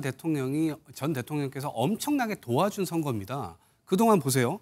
본인의 대통령직을 던져가면서까지 정말 최선을 다해서 본인의 정말 죽을 때까지 감옥에 갈 수도 있는 것을 다 감안하고 지금 계엄을 일으켜가지고 야당에 엄청 유리한 선거판이 되지 않았습니까? 그러는 동시에 국민의힘 자체가 완전히 지금 분란 상태로 들어가 있습니다. 1호 당원인데 이게 마치 민주당 1호 당원 같은 역할을 지금 하고 있단 말이에요. 그 전제 위에서 지금 우양우 행보다 이렇게 얘기를 하는데 기본적으로 이재명 대표가 실용 정치 이것에 대해서 굉장히 많은 얘기를 했었죠. 그렇기 때문에 저는 이것을 하등 이상할 게 없고 그리고 말로만 예를 들면 이승만 대통령에 대한 평가, 박정희 대통령에 대한 평가 이렇게 말로만 하는 게 아니라 사실은 오늘 저는 행동으로까지 옮기는 것에 좀 놀랐거든요. 아, 저게 이제 말뿐이 아니라 직접 묘소 참배까지 하는구나. 그것은 사실 이 진보 진영 내부에서의 비판 이런 것들을 다 감안하고도 이런 일들을 했다는 거거든요. 네. 그렇기 때문에 이 진정성에 대한 말씀을 하셨는데 그 진정성이나 이런 것들은 우리가 행동으로 앞으로 확인해 가는 것이지 예. 일어나지도 않았는데 그거를 그렇지 않을 거야라고 계속해서 비판해 본들 예. 아무런 허수아비 때리기에 불과하다라는 생각이 들고 하나 추가로 해서 더 여쭤볼게요. 여기서 멈추는 것이 아니라 가령 국민의힘 지금 인사라든가 더 영입을 한다. 이런 행보까지도 갈 거라고 저는 가능하다고 봅니다. 왜 그러냐면 아까 제가 말씀드렸던 반대를 최소화하고 지지를 최대화하는 것이 선거 승리의 기본입니다. 예. 그런 관점에서 윤여준 상임선대위원장 영입과 앞으로의 보수 인사들도 영입이 있을 거라 보는데 어저께 이재명 대표의 연설문을 보니까 이런 대목이 있어요. 이번 대선은 대한민국이 국민통합을 통해 세계를 선도하는 나라로 우뚝 설 것이냐. 그게 아니면 파괴적 역주행을 계속해서 세계의 변방으로 추락할지를 결정하는 선거다라고 얘기했습니다. 예. 그러면 여기에 방점이 찍혀 있다고 한다면 저는 국민 다수파를 만들기 위해서 최선의 노력을 하고 그 국민 다수파의 역량을 모아서 대한민국이 나아가야 할 산업정책, 이 경제 역량 이런 것들을 총집중해서 결국 국민의 삶을 좀 미래를 여는데 그런 데 집중을 좀 하지 않을까 싶습니다. 알겠습니다. 마지막으로 사법 리스크 한번 짚어볼게요. 조희대 대법원장이 요즘 뭐 공식 행사 불참한다는 얘기도 있고 명태균 씨를 내일 아예 서울중앙지검으로 불러서 조사한다고 합니다. 이것이 대선 전에 어떤 사안이든 결론이 좀 날 거라고 보세요? 네, 저는 어떤 형태로든 대법원에서 결론을 낼 것이라고 보고 있고요. 예. 그게 아니라 시간을 끌고 싶었다면 굳이 세간의 주목을 받는 전원합의체 회부라던가 일주일에 2번 기일을 잡는 파격적인 속도 내기를 할 필요가 전혀 없지 않겠습니까? 대법원 입장에서도 공식적으로는 후보 등록이 이루어지기 전에 이재명 전 대표가 민주당 경선에서 승리했지만 선관위의 대선 후보로 최종 등록하기 전에 어떤 식으로든 논란을 많이 낳았던 공직선거법 2심 재판에 대해서 파기환송인지 아니면 무죄 확정인지에 대해 우리 사회에 답을 줄 필요가 있다라는 책임감을 느낀 게 그러니까 5월 아닐까 초를 얘기하는 싶습니다. 거네요? 저는 충분히 가능하다고 봐요. 대법원 재판 같은 경우는 보통 3-4번의 기일 이후에 선고가 이뤄지는데 보통은 기일을 한 달에 한 번 잡기 때문에 3-4개월이 걸리는 것이거든요. 기일이 중요합니다. 시간 횟수. 자체보다는. 네. 근데 벌써 2번의 기일이 지나가지 않았습니까? 이번 주에 만약 추가적으로 1-2번 정도의 기일이 더 있게 된다면 5월 초에도 충분히 선고가 가능하다라는 게 법조계 중론이라서 공식적 후보 등록 이전에 한 번 더 정당 차원에서 이재명 전 대표의 사법 리스크를 그대로 안고 갈 것인지 말 것인지에 대해서 판단할 수 있게 해주는 것이 우리나라 법의 최고기관인 대법원의 역할이라고 생각을 하고요. 명태균 리스크 같은 경우는 여러 가지 설왕설래와 명태균발 수사 기록, 보도들이 나오고 있지만 구체적인 물증으로서 특정 후보와 어떤 거래를 주고받았다거나 하는 것들, 이게 아직까지 특정 대선 주자가 기소조차 되지 못한 상황 아니겠습니까?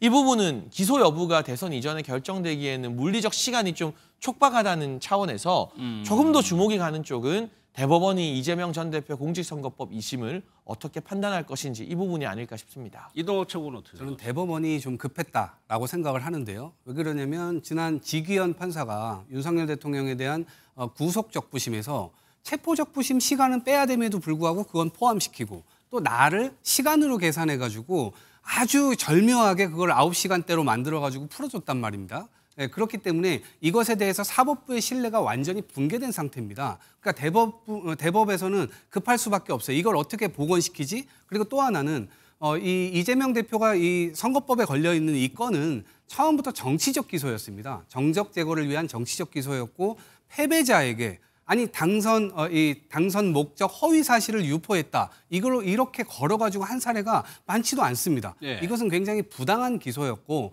그렇기 때문에 이 부분에 대해서 대법에서 이걸 정리하려고 하는 것이 아니냐. 그러면 당연히 대선 이전에 그것을 정리를 해주는 것이 본인들 스스로도 급한 마음이라도 다시 국민들의 신뢰를 얻고자 함이라도 예. 그렇게 정리하는 게 좀 맞다라고 보여지고요. 명태균 건이나 이런 것들에 대해서는 저는 검찰은 빨리 손을 뗐으면 좋겠다. 아니, 오히려요? 예, 똑같이 모든 만인이 이 법 앞에 평등한 게 아니라 윤석열 정부 들어와서 검찰도 마찬가지고 지기현 판사 같은 분들도 마찬가지고 법의 예외와 성역과 특혜가 존재한다라는 걸 국민들 앞에 명확히 보여줬어요. 예. 그래서 그러한 지점들에 대해서 반성을 하고 저는 이 명태균 특검법 이런 것들을 통해서 정리를 해야 된다라고 보고 있습니다. 예.